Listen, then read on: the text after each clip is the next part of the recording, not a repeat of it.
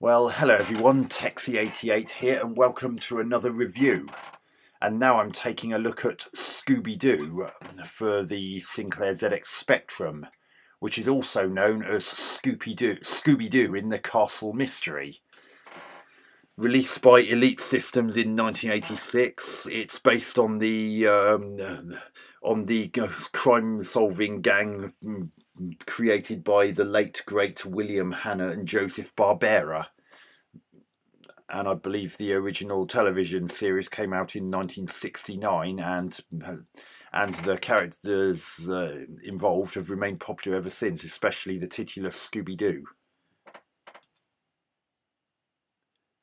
And this was quite an interesting game because it actually was ultimately a rush job compared to what they'd originally envisaged. And they were hoping to do a game that was essentially the first ever computer cartoon. Anyone who's seen the original arcade versions of the likes of Dragon's Lair and Space Ace will know the kind of thing they were aiming for.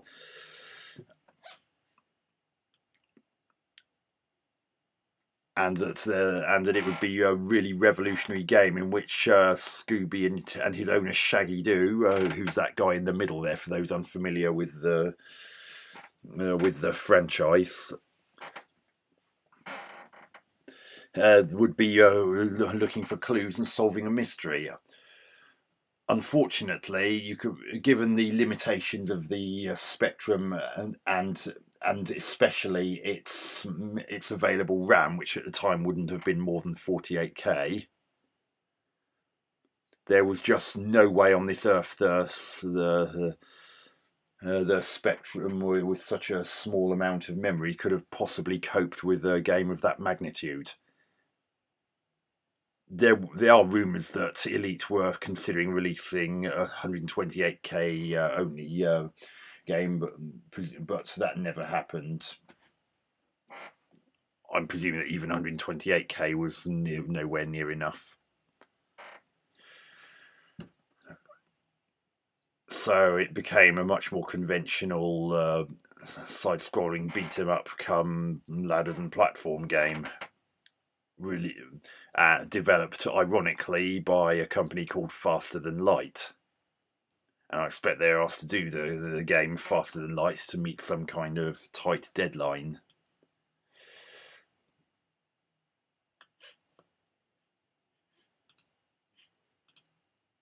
But enough about that, so let's press K to redefine our keys. Enter key controls: left, right, up, down, fire. So basically, the mystery machine, which is the van that the team used to get from A to B, they're at this castle,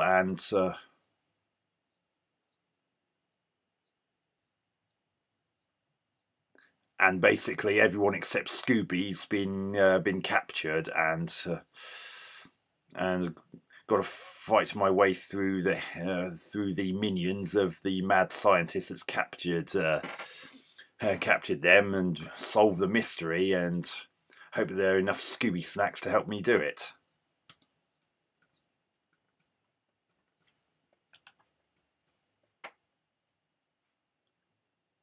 Press enter to start. So there's Scooby running around like a blue-ass fly, and he's got different, and I've lost a life already.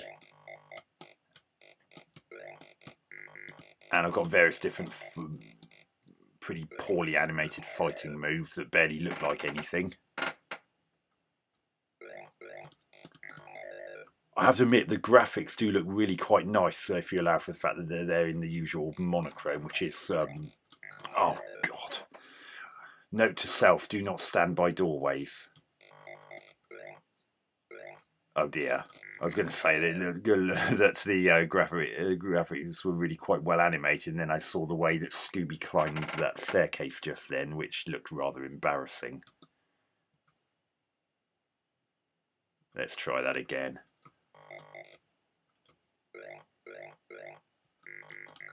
Oh, God. When you've got two on either side of you, it's really hard to turn around quickly enough to get the other one.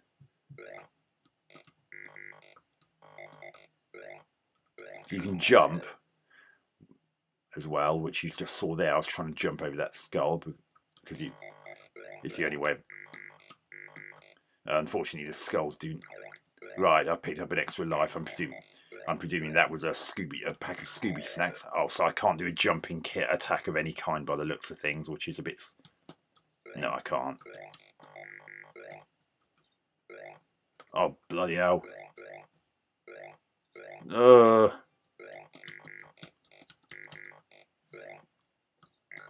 Oh, dear me. I tried to do an attack just then, it didn't work. Considering how well Scooby's animated when he runs, why is it... Oh, I had nowhere to go. If I'd stayed down there, I would have been massacred. I need a Scooby snack. Oh, God. Oh, there's Velma in that jar up there. The girl who's on the left of that main picture there. I just saw a jar with her face on it. I'm presuming that's one of the captured. Oh, come off it! That's so cheap.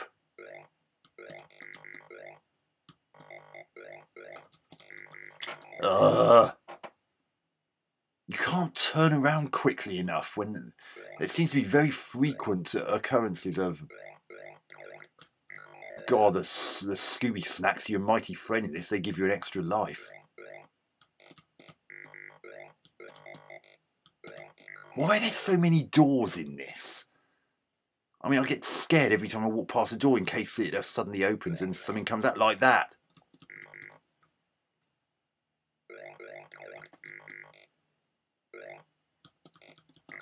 What? I hit that thing. I pressed fire and nothing happened. Let's see. Scooby-Dooby-Doo, Velma is free and your score is 1,950 and now I'm being assaulted by a flashing Scooby who's probably going to give people epileptic seizures.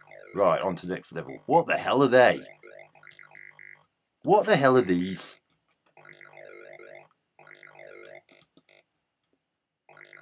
Oh, so now I've got to watch out for those hatches now. Scooby snack.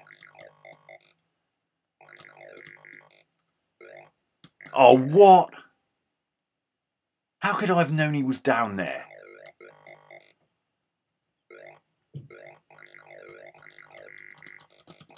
Oh, I couldn't turn around quickly enough. I can't take on 4 at once. Well, there's plenty of sound effects. It's not deathly silent, which is something. Oh, God. What are those bouncing things on springs supposed to be? What does any of that have to do with Scooby-Doo? God, I needed that. Oh my God.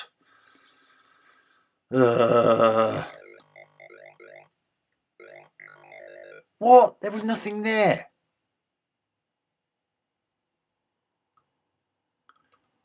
Oh, I actually get to type.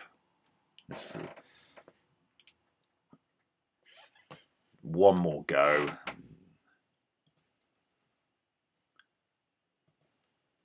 So back.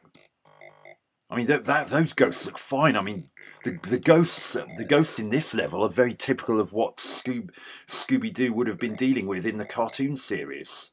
So I don't quite know why they're those bouncing Zebedee-like things.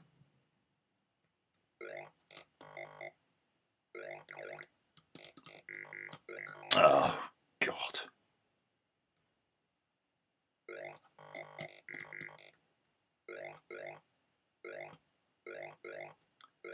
Or at least that.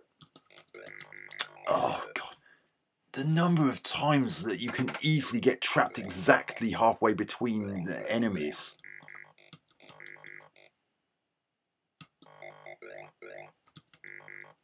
Graphics, as I said, graphics are nice and big. Scooby looks fine. He's been portrayed. He's been drawn really well. I can't fault the.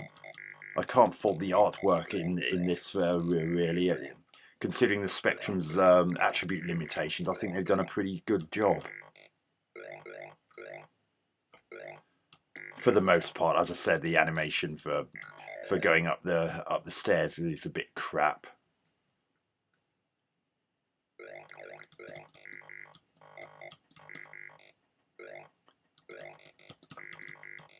Oh my god. It's hard. Another thing is hard. It's hard to press the attack button quickly enough after you've... Right, that's Velma free. Could get rid of those flashing lights right now.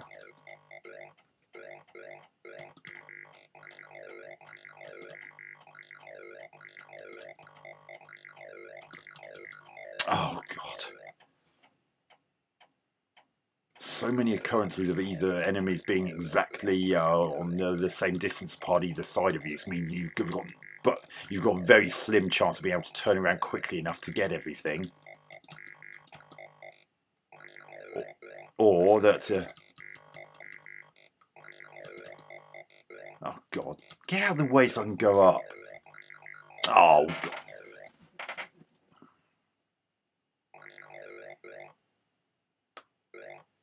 Oh god. I better go up there and get that Scooby snack and give myself another life. Oh, of course, that hatch had to open right behind me, so I had no chance of being able to turn around in time. Why can't you have a jumping attack in this? It would make it so much fairer.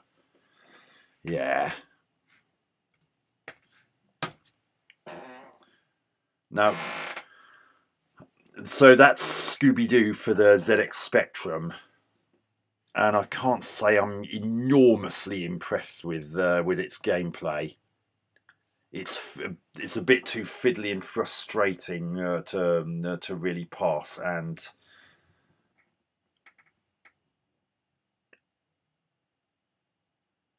it doesn't really make the greatest use of the license. So, graphics. Well, Scooby and the other characters that are on this screen alone look enough like their cartoon counterparts to be instantly recognisable. Due to the Spectrum's attribute limitations, colour had to be kept to a minimum, so most of what you see in the actual game and on this screen is monochrome. That's something that Spectrum people had to get used to, and something that people who are not familiar with the Spectrum have to accept as part of the deal. The computer was never originally meant to be a games machine. It was intended to be a business machine, so flashy visuals weren't exactly high on Sir Clive Sinclair's agenda, and nor were operatic sound effects. But everything moves at an acceptable frame rate. Scooby's been very well drawn, and his running animation's fine.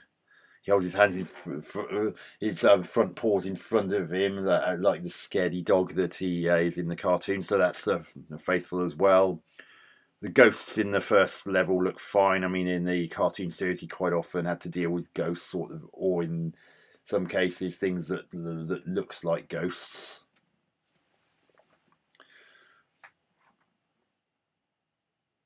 The animation of him going up and down stairs is a bit embarrassing, though. I mean, it's almost... It's a two-frame animation. It may have been a lack of space that led to that, but it's still a bit of a shame that that particular animation looks a bit basic compared to the running animation seen on him elsewhere.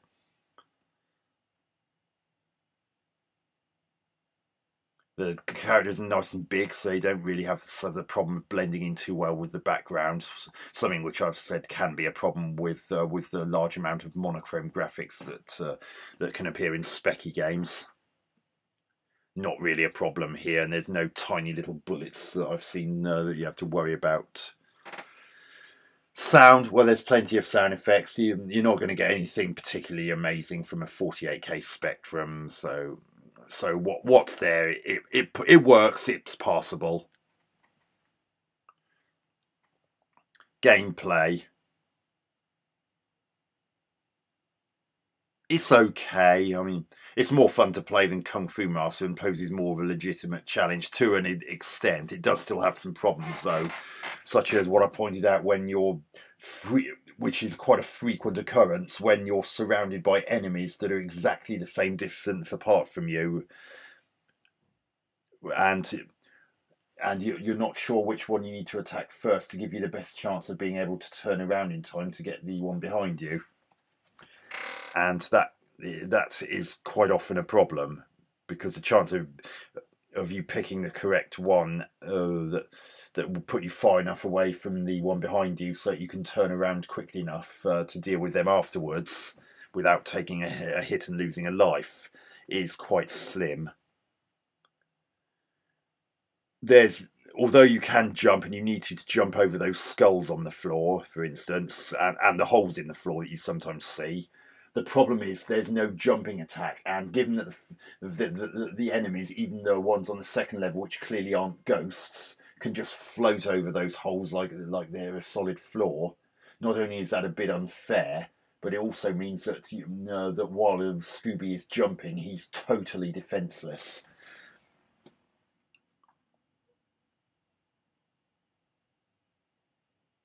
And I wouldn't say that when Scooby does a visible attack, it's not all that visible. It just looks like a pathetic slap rather than a particularly prominent attack. So it barely looks like he does anything. So you sometimes wonder whether you might sometimes wonder whether he actually did anything. I mean, the hit detection's fine, and it's just some of the response time is a bit questionable, especially when you're surrounded, as I previously mentioned.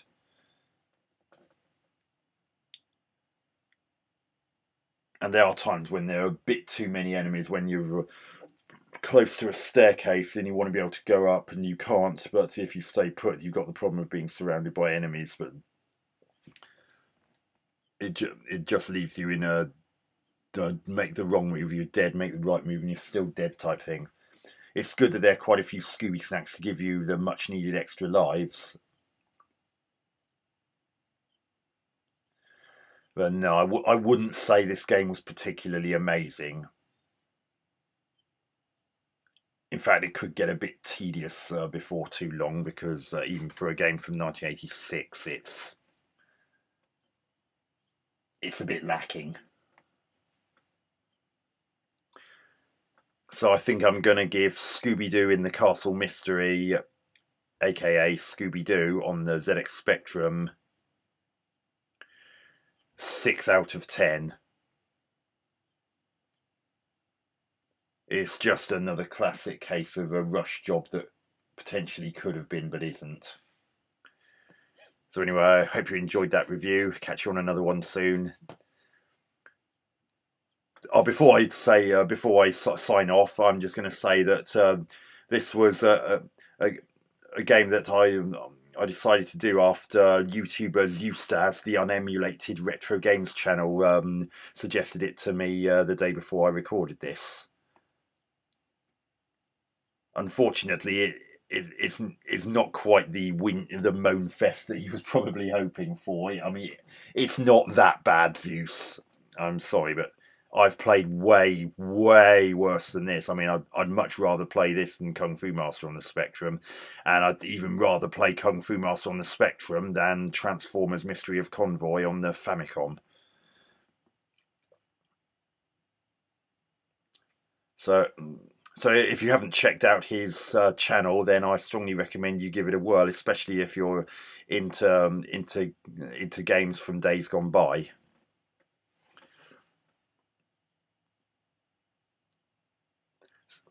I'll leave his channel in the description so you can take a peek. But anyway, catch you on another video soon. Texie88 out.